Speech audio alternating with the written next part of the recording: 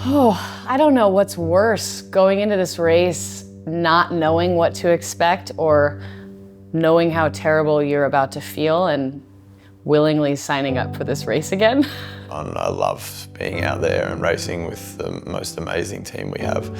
The bit I find is hard is the preparations. It's very different than a 5K, a 10K, even an Ironman triathlon. It is basically, I'll call it a 6 to 8 month venture from when you decide to do it.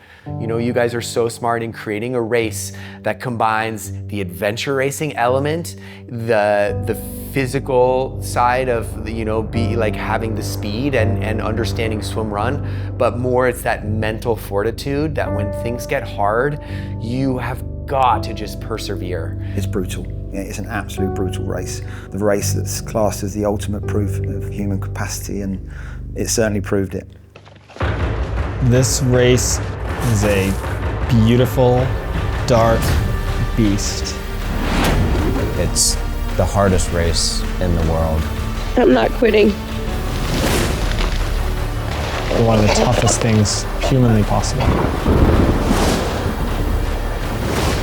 What is the ultimate proof of human capacity?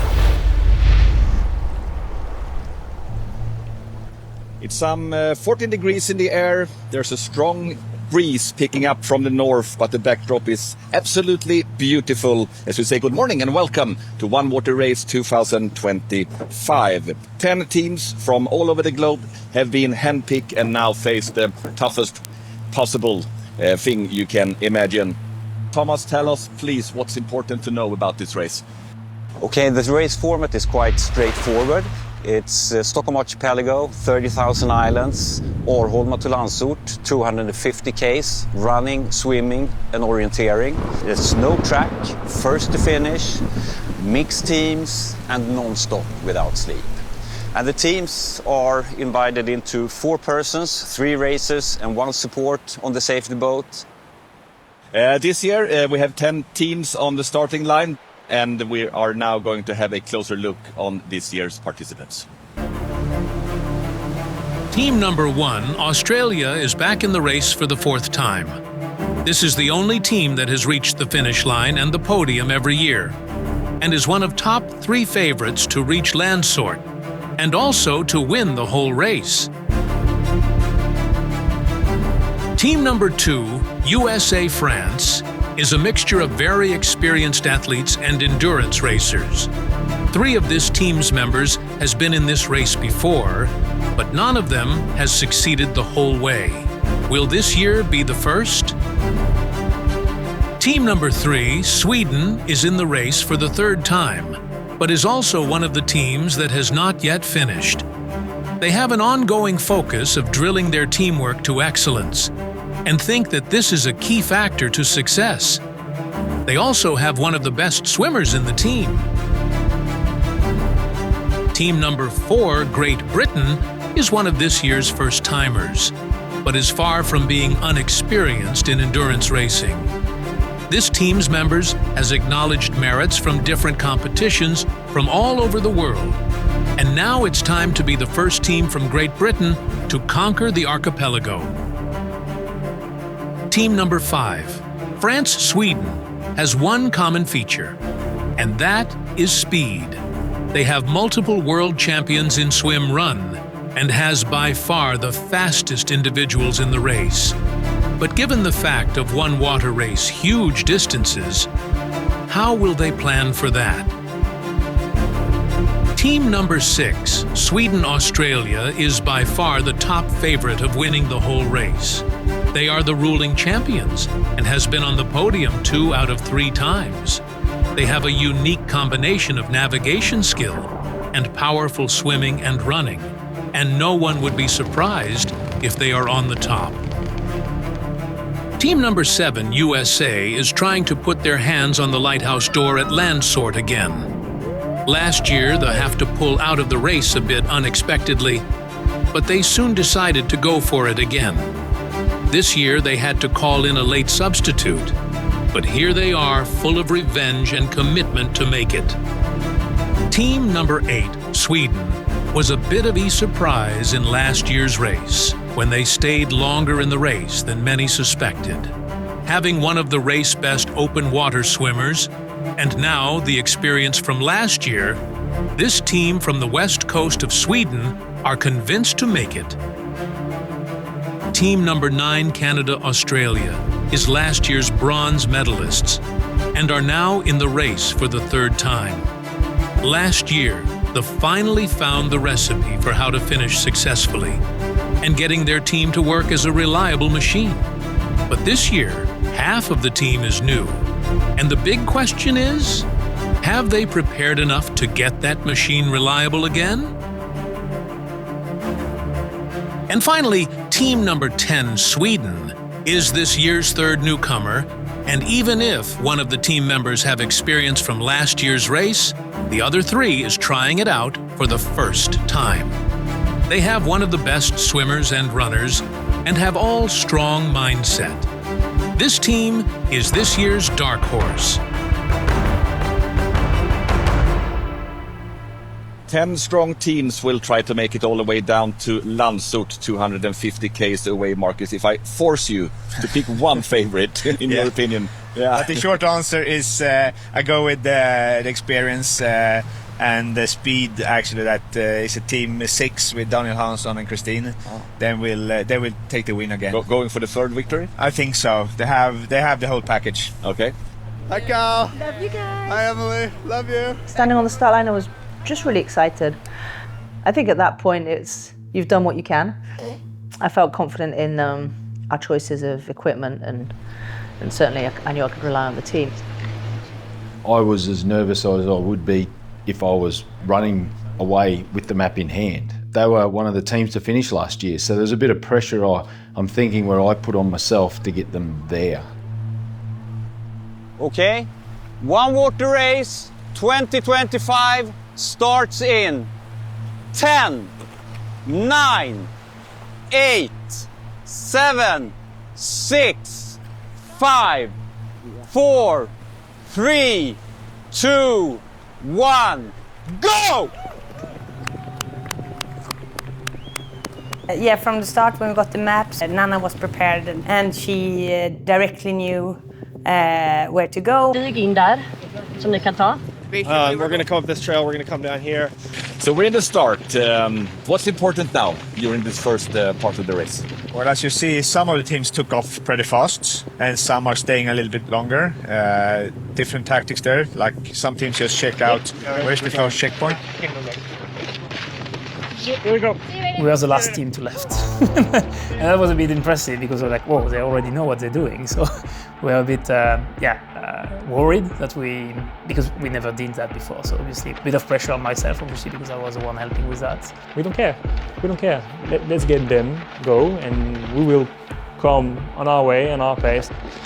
We decided to start quite fast to get the competition feeling, and it was fun to be able to run beside Adrian.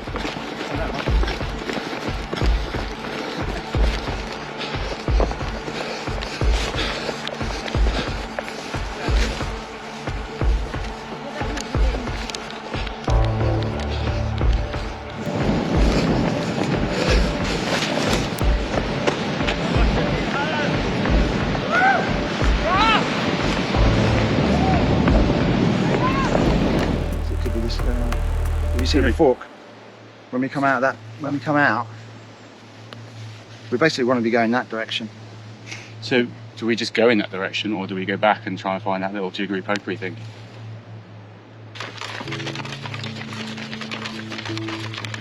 Because basically you'd be bushwhacking across the okay, quick 50-meter swim there.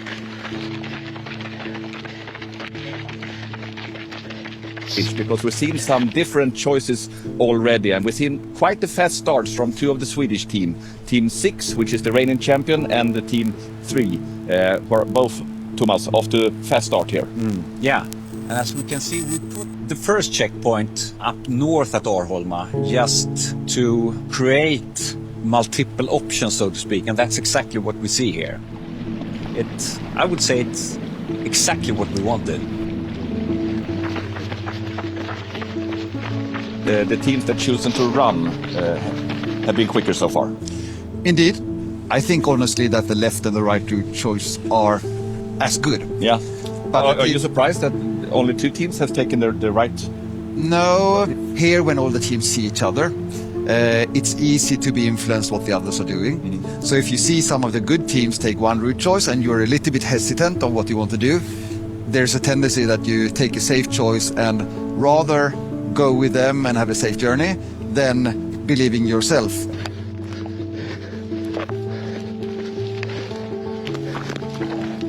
The team was quite confident with the swim, so we took the swim. What I think deserved us at the time was obviously the water being so wavy, so windy, that looking a step back, probably not the best choice. But what was nice is it put us a bit in hunt mode.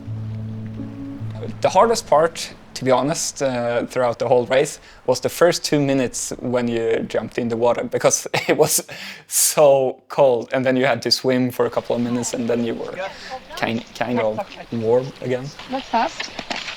Oj, så är Alex. Yeah. Is it Alex? Alex! Är det okej? Yep.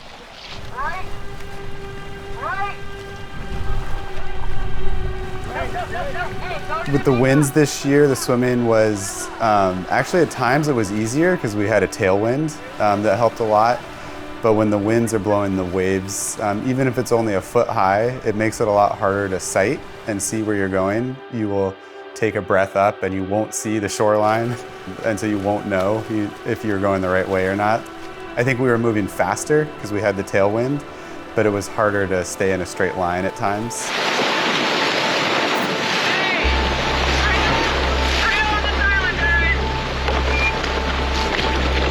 I thought we stuck to our plan really well. We each came in with a role to play, so to speak. Jared was navigating, I was doing swimming, and Jess was focusing on the fueling and the energy and all the other odds and ends. Well, and Kristen obviously on the boat, preparing all the food and gear and everything that we needed every time. Is it bushwhacking or path? It's a path the whole way. Okay. Fishing with water.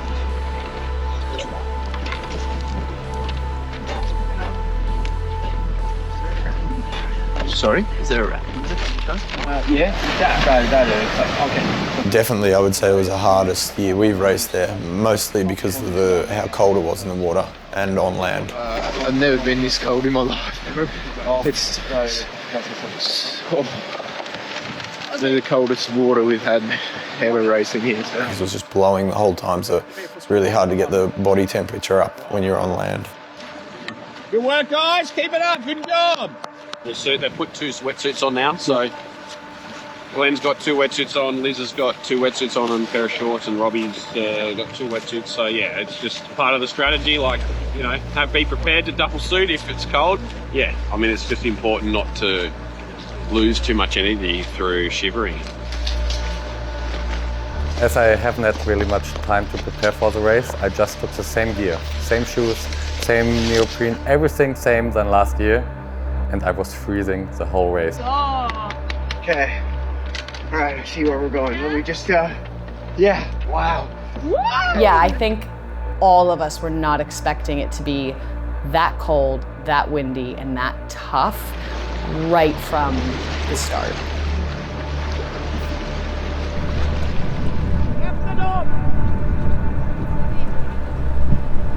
You see the teams you see on the course.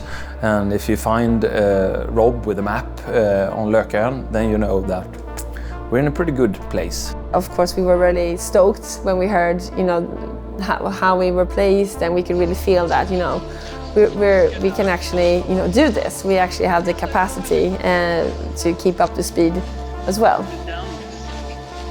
We passed team 3 in the water and we were pumped. Like flying past other teams on the swims, because I'm a swimmer, Murray's a swimmer. I mean, we can all run, but not everyone can swim. And so we were really getting into that groove. I think that's too big. Yep.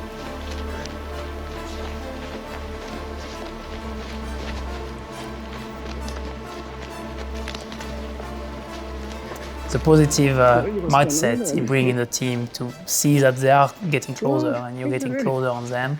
it was very good, and everyone was, I think, getting a lot of push emotionally from that. Gå ner vid kanten av bryggan där. Vad sa du? Gå ner vid kanten av bryggan. Café? Ouais, ici. On va prendre 4 sur la course. 4 minutes. 4 minutes on the run. Bon, où là? En face, la plage, Hugo. Allez, let's go. Ingen stress. Det är långt hopp. So, the sandy beach, and then there is a road just behind. It's cold, so good with this instead of long swim. Perfect. Yeah, perfect. Let's go. Ready? Go. Yeah.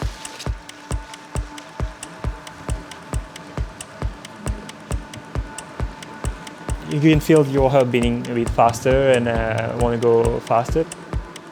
Hugo, being a competitor, I was a bit pushing sometime on the swim when he saw them, at least when he saw that we catch up on them, which obviously was not something we were expecting, at least at this part of the race. Här kommer de.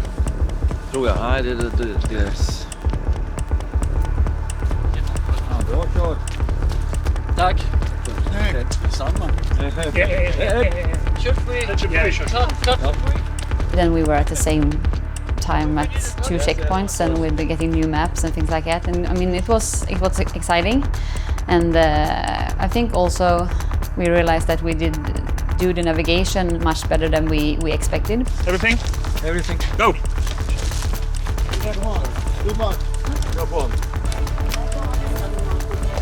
Now the team number 5 have caught us. It was long runs on the last section, and they do have a very good speed on land. So the teams are now together. You can see them there if you. So this will be an interesting development. From checkpoint 4 we get new maps. So it's a new section. On this section there's a 2 checkpoint alternatives, meaning it's a 5A and a 5B, and we have to choose one of them. And the idea of that is to spread the teams more. But I found checkpoint 5B pretty obvious to take.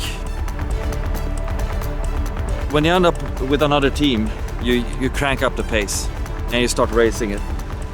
And it's fun because it's a proper race. But what mostly happens is that the teams doing that, wasting themselves too early in the race. So I really hope that our team will settle their race pace, because there's a long way to go.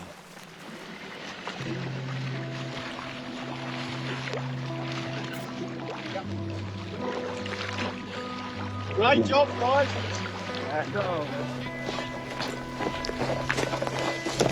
Good work. Good work, guys. Good job. Nice work.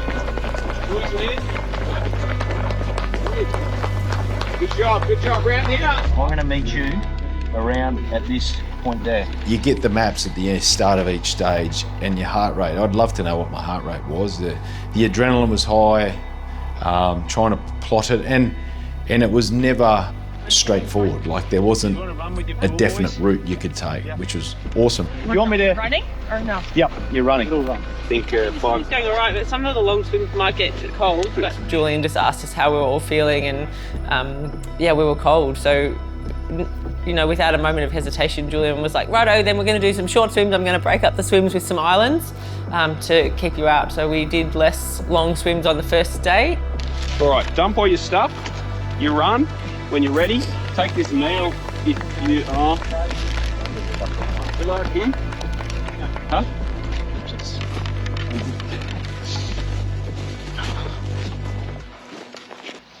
Ön till vänster, där den vita båten är nu. Vita båten är nu. Och så höger den närmaste ön. Yes. Ja. 10 minutes. 10 minutes. Reste 10 minutes. 10 minutes de nage.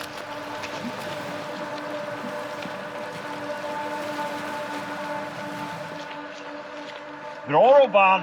Ja, det går bra ju. Det är så jävla bra. Ja. Good job! Great work! 80 minutes! Smashed them! Look, they're fucking 10 minutes behind.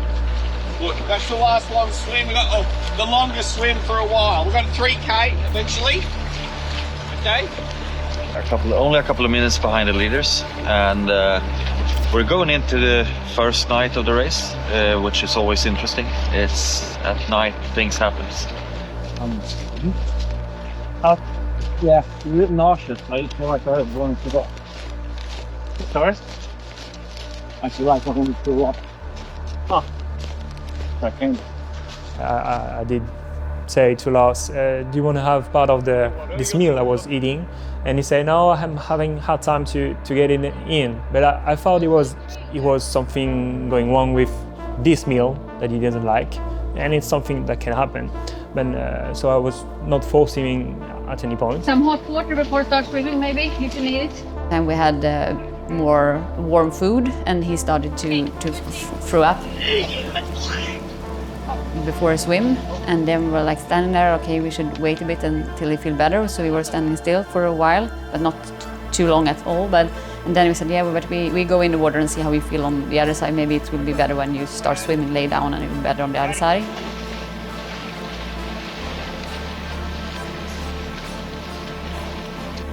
Ursäkta. Jacka på. 1,25 kilometer efter det här. Så nu... Jag var jätteilla. Okej, nu. Kan du äta någon godis eller något annat?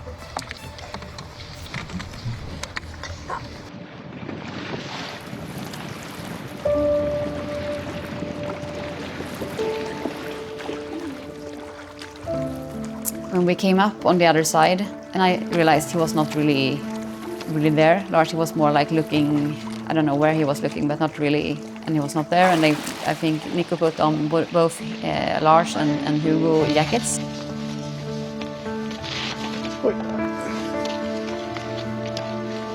He was walking a bit like to the side, and it was steep, and I was like really grabbing his jacket to hold on him because I was really scared that he was gonna, fall and hit his head. And that felt like, I was actually a bit scared because I was afraid that he was gonna hurt himself there. Left of the house, on the right, there is a path. I saw that Lars was not in good shape, so I went to Hugo and I said, Hugo, you just go in front, he will follow. Just to give a bit of a release for his mind, so he can focus a bit more on himself and a bit less on the map. Nu kommer ni inte kunna springa er varma ett tag här, så det kommer... Nej, grymma ni. Jag fattar att det börjar suga nu. Nej. That it was hard. Really hard. And it was even harder with night mode. Vi kommer in där med båten, jag har ritat där. It was affecting me more than I thought from before. Ja, men vi ses ju på andra sidan nu. Ja. We have some breaking news regarding one of the top teams. Yes, we have team number 5. They struggle with seasickness. Lars Ekman, their navigator. So when they entered Möja, he struggled quite hard. I would say he couldn't keep the food, and we know that they walk a little bit on Möja and try to feed him. So really making him better until they enter the next stage. Thomas, from what I hear now, when they soon are to enter the water and have a short swim over to checkpoint 7, Team 6 is now in the lead. Yeah, they are definitely now in the lead. We can see them, we have them on the screen here. They have started the swim. It's like 600-700 meters over to checkpoint point 7. It's, I think now, Team 6 has a little bit longer swim than Team 5 has. I think it could be very close. Very close. Yeah. And another thing with the night mode is that now they also see the checkpoints in the distance, because they are lit up. Yes. You were absolutely right, Thomas. Team 5 is first to enter the next island. Yes. Looks like. Yeah. But it's tight. Yeah, it's tight. Yeah. Actually, Team 5, they entered the water earlier than I thought, so they had a shorter swim. So yeah, this is really what I was thinking.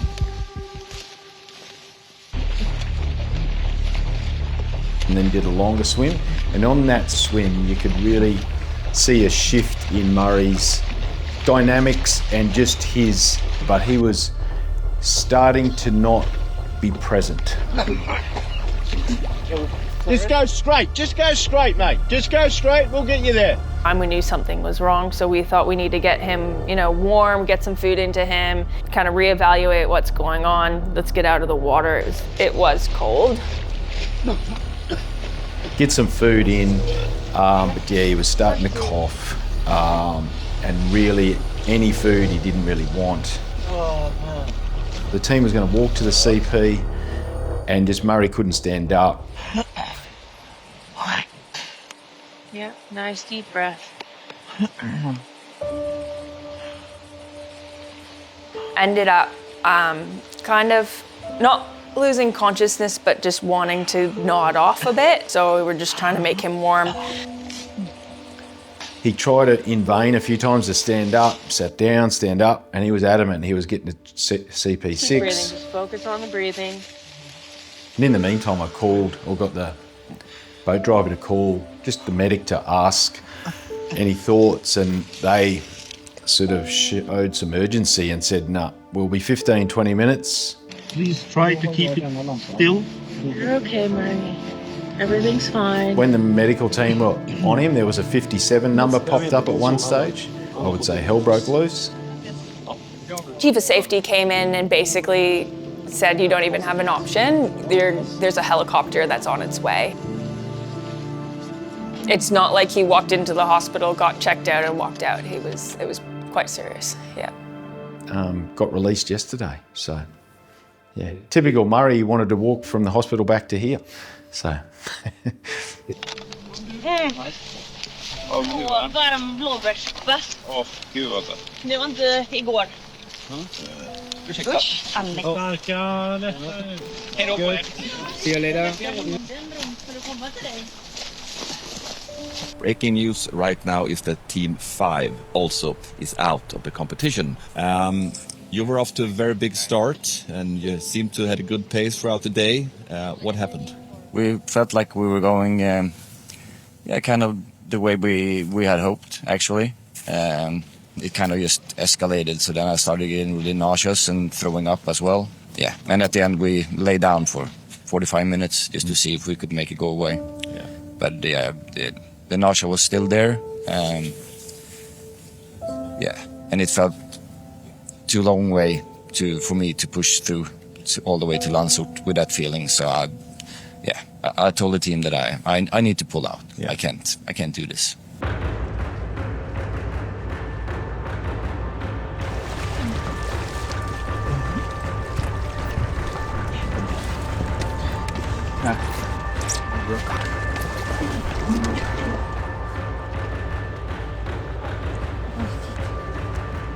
Kan du veta?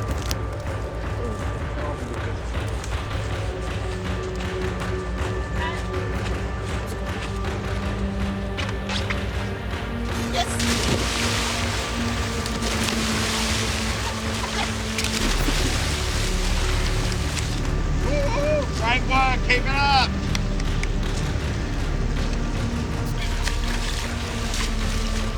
Great work, great swim plan, really impressive, mate. Fantastic. Super work. Oh, well, I'm definitely awake now. That was amazing. What a great navigation on the swim, mate. Thanks a lot. Absolutely nailed it.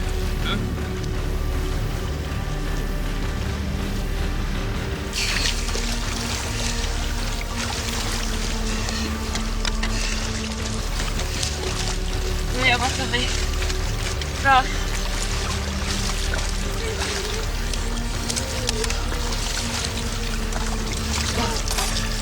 Let's move.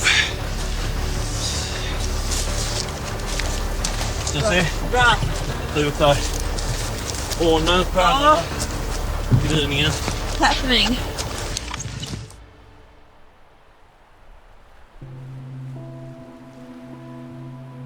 I think the wind's quite cold this morning. The water's pretty chilly as well. They just took a 5-minute power nap and wanted to warm up in the sun and before this next lot of swim run. It was very cold. It looks nice in the pictures with sun and everything, but it's 4 or 5 degrees air temperature at one point in the morning, and they were really smashed. And at that point I was like, oh, this will be hard.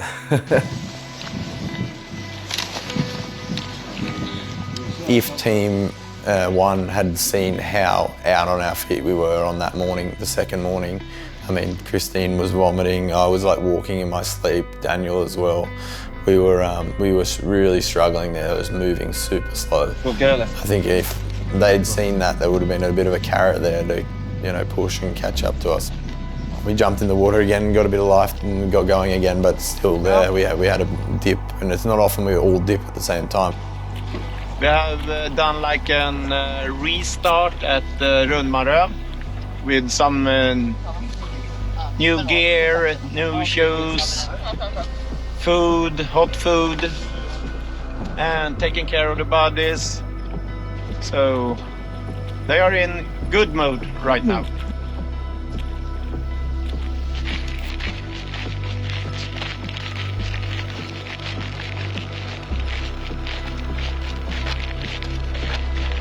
Jaguar, how you doing?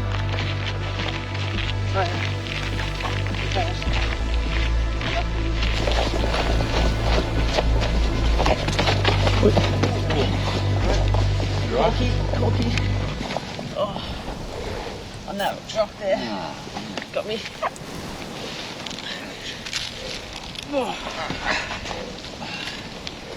Med hela nu, hela bröstkorgen gör ont. Ja. Får vi bara lyssna och bara jämföra med hur det såg ut innan? Ja. Well, Helen had some problem breathing, but we checked with medics and she was fine. She was not good, but she was fine. Det låter fortfarande rent på lungljuden liksom. Så Då kör vi. Ja. Nu är jag med. Yes, då kör vi. Simon, 3, 2, 1. What is also interesting now is one thing. On one hand, the conditions, of course, it's cold in the water. Maybe they will not swim that much as we predicted on beforehand. But also now, when we come to the checkpoint 14, the 8-hour rule kicks in, which is also interesting because if you're more than 8 hours behind the leaders, you will be taken off the course. Yes, and there are a couple of teams that are very close to that.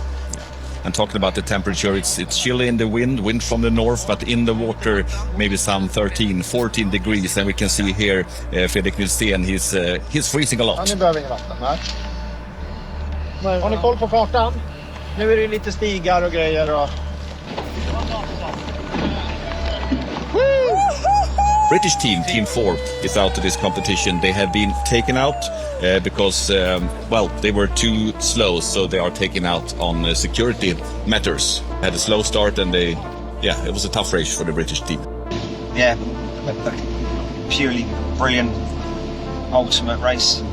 Loved it. We could have gone longer. I think typical, British spirit. Your battery might run out.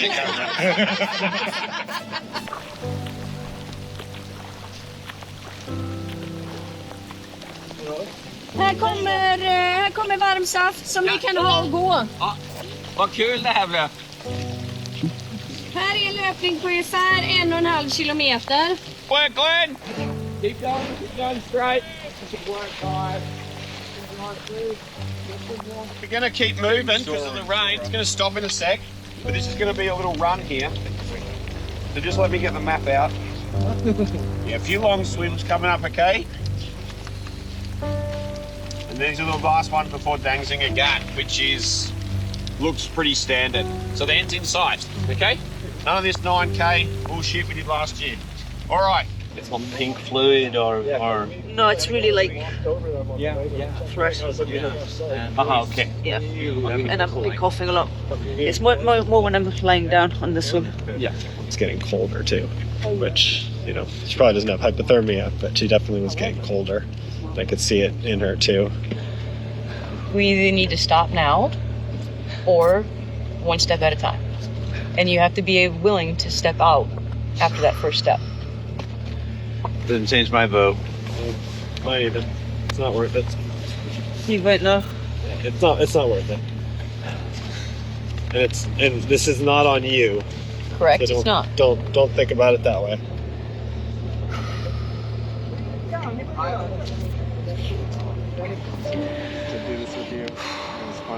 Quite recently, this team 2 in this competition, the combination between United States and France, they are out due to a medical issue. It's Jessica Harrison from France, 6-time French triathlon champion, that cannot finish this race, unfortunately. So Team 2, USA and France, is out. Kristen Smith, Jared Shoemaker, Jessica Harrison and Chris Wright. So we're following one of the Swedish teams, and here in the studio at Studio Briggen we have another Swedish team, well, at least 3 of the team members, one of the 5 teams that unfortunately have to pull out from this race. We have Rasmus Söderholm, Isabella Brandt, Rickard Berglund. Welcome. Thank you. I was happy to have you here, but I'm not. Unfortunately, tell us what happened. Marcus got stung by a wasp. And that's why he isn't here. Marcus Brandt. Yeah. Your teammate. And he got an allergic reaction. Okay. And he needs an EpiPen. Yeah. That we don't have on us. So we needed to call 911. And the ambulance helicopter came. And very professional. 4 members came and did everything that they could, and he's now in the hospital, SÖS, in Stockholm, and well taken care of.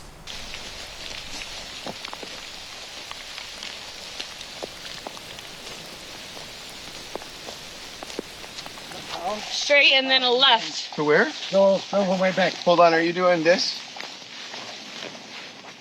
You're not doing this one. It was kind of really the story of like the tortoise and the hare. We were maybe a little slower than the others, but we were just really consistent with everything we did. And, you know, we got told when other teams got pulled out or dropped out, and we were just like, oh, we're still here, like, we're still going.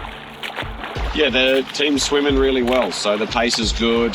One team's still ahead of us, and they've still got Danzig and Gat to get across. So, you know, we want to catch them, and we want to get to the Landsort. And that's all we're thinking about. So, En timme, 18 minuter. 1 timme, 18 minuter? Ja. Oj, shit. Whoa. Whoa, it's not moving. So the mosquitoes, like they ate me alive at some stage. Through the compression socks, like everywhere where skin was exposed, they were on it, and you like had to push through in order to not get eaten alive.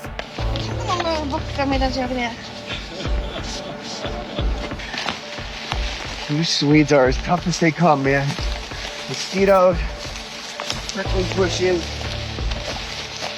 slippery rock. You know, it is so hard. The terrain, I mean, it's not just, it was all the little things. The rocks are so mossy.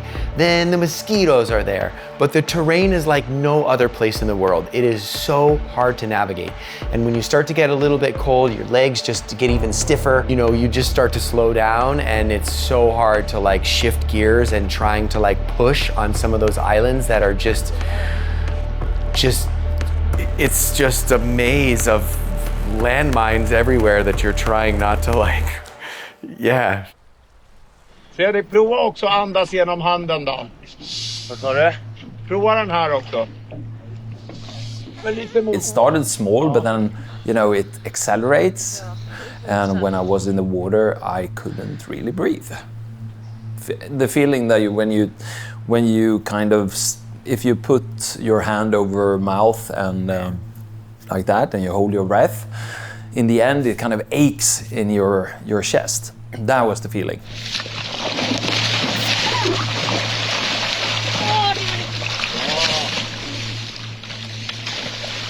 Vi ses på mitten. Vi delar upp det. Vi gör små steg här nu. Nu rör vi på. Har du en kompass? Ja. Andas och skratta lite på vägen dit nu. Jajamän. Bra! Går vi. Tack. Tack, då ska vi.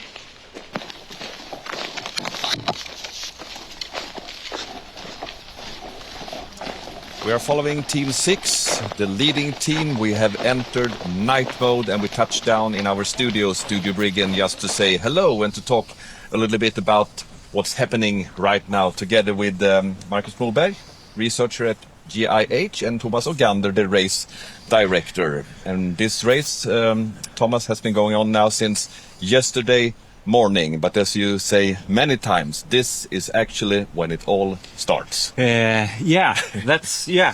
that's what this race is all about. We're talking about the 36 hours, and we are now almost into 38 hours, which means that we have just entered the phase where the really race starts. And This is, you know, we started with 10 teams.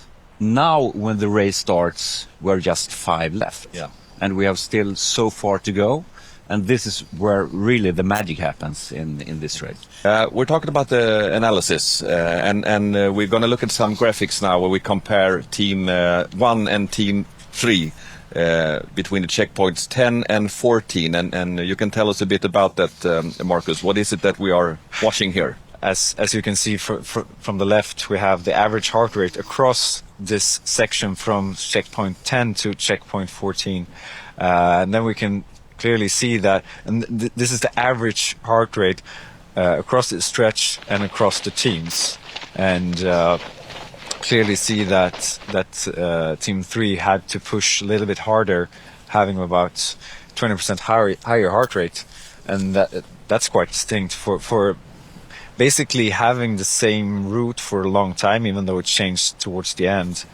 Looking at the glucose values, they're really good. I mean, below 4, that's when you get hypoglycemia, so you really feel the effects in the brain and energy deprived. So they've really been good at maintaining that, which I've seen through the curves as well. If we dive even deeper into the heart rate, looking at the whole stretch from checkpoint 10 down to checkpoint 14. Yeah, so this is another way to view the graphics. Here you can clearly see that Team 1 was very stable in that sense. They made mostly running and then a short swim there, which makes the heart rate go down, and then very consistent, while Team 3 were more all and about in that sense, not that stable, maybe increase in intensity, decreasing, might be stressed in instances as well. So this is a very nice way actually to compare the teams across stretches. Har du den eller? Jag drar mig. Kan vi gå? Välkommen igen. Jag måste öppna vindräkt. Ja, bra gjort.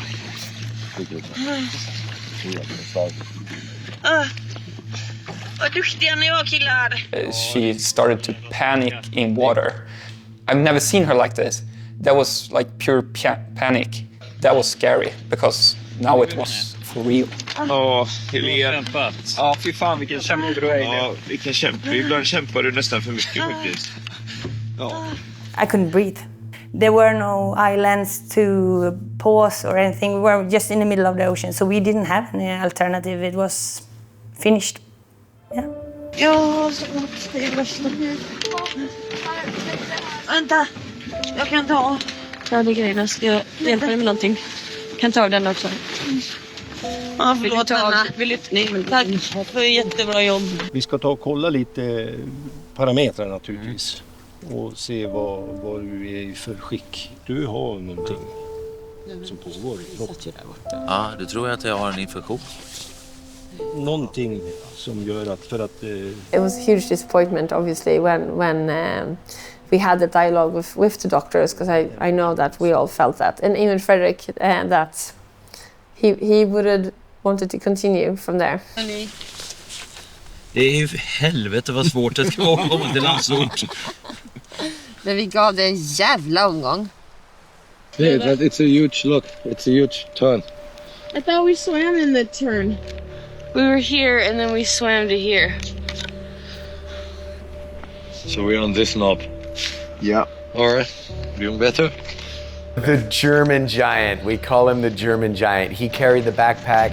He hooked us up on a tow line. He got me out of so many pickles on the nav. You want to hop on the tow? Hop on. We need to tow it. Oh, hop on a tow? And then when we head into the second night, Kayla and Justin were like, one of them was always like sleepwalking a bit, so we just took them on the tow, pulled them through, but still spirits were high, and like when you get in the water, like it's each time like a cold plunge. So you wake up a bit, and then once you are a bit on land and warm up a bit, then you get tired again. Vincent, you got some snacks? If I need one. Or if I got one. If for Justin. I could use one. I thought many of the sticks out in the woods were animals.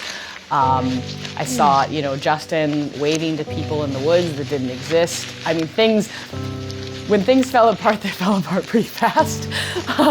And I think a lot of that has to do with the sleep deprivation. Oh man. Went way down for like 3 minutes. Yep. Can you wake us in 5 minutes? I'm gonna wake you in about, how about 15? Give your brain an actual reset. I'm afraid we will cool out. No, you won't. I promise you, I've done it. Taking a snooze can go two ways. One, I'm feeling charged, let's go. Or two, in our case, like... I think for me personally, I feel concerned about safety. If I remember correctly, we were like kind of debating, and then the next thing I know, we all kind of made a decision and we felt good about it. So it's a fine edge, and you can always say afterward, what if? But I think we made the right choice there before like causing another rescue or anything.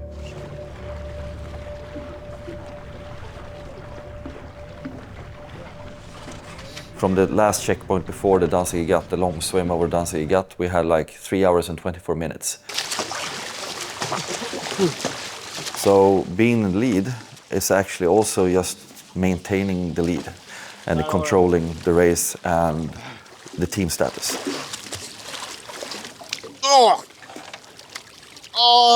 Fan vad varmt! I pulled the cap off to take a drink of the water bottle. There was so much pressure in there that the hot water sprayed my mouth and the back of my throat. So det är helt förstörd, pungen. Is eller någonting. After that I struggled to eat. I didn't want to take anything else for that long swim. By then I was a little bit fed up with the long swim as well. So it was a bit of a combination of both of those. So we got the information that the team has to cross the ferry line area before 5:30, and if not, we have to wait somehow, which you don't want to do. Är det en stark current ditåt va? Ja, det går inte fort. Vi måste över farleden här innan 05:30, så paddla på ett tag till så får ni snart vätska så kör vi sen. There are currents there, which at some points, depending on the angle you swim in, you do have the current against you and it feels like you're not moving. Vi måste ta i nu, vi går inte framåt. Vi måste få riktigt simma nu och allt ni kan. Jag kan inte simma hårdare och vi går inte framåt. Okej? Ja. Så hårt ni kan. And we really had to cross that area, that part of the area, before a certain time, otherwise we would have been stopped. We crossed that like with a 15 minutes margin, but I know that the safety guys in the organization had a lot of stress about that.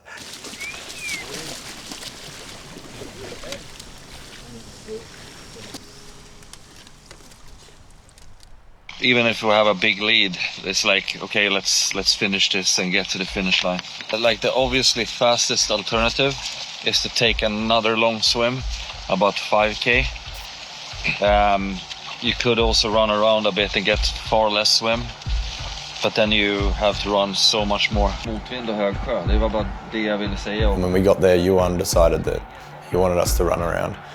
The leading team, Team 6, are going down here and then again running back around this way, and team number 1 comes here, goes all the way down here and tries this way.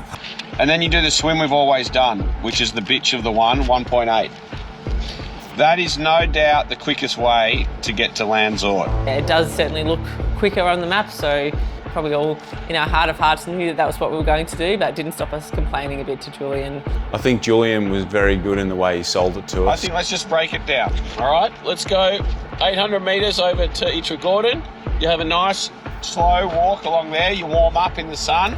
So he broke it up into parts and sold us the dream. So off we went. They sort of understood that the Aussies would take the swim. They were like, okay, we just gave away another hour, this is not safe.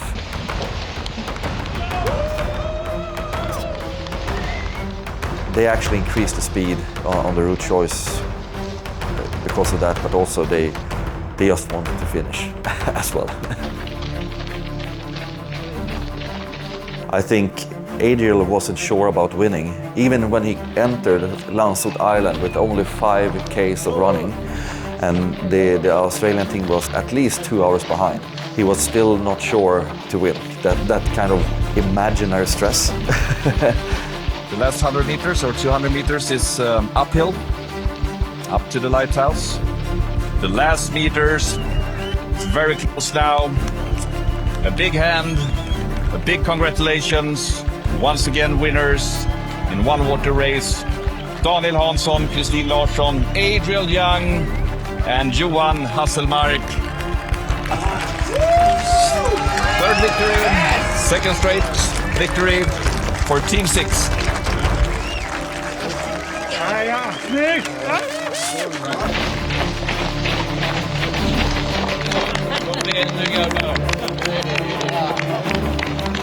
Rob Preston, Elizabeth Dornan, Glenn Wilkinson, and the navigator Julian Dent.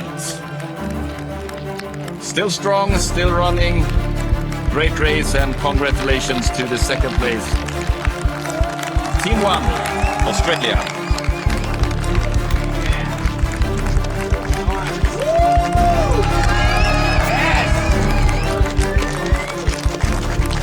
Team 1 Australia. Team number 6 Sweden. Oh.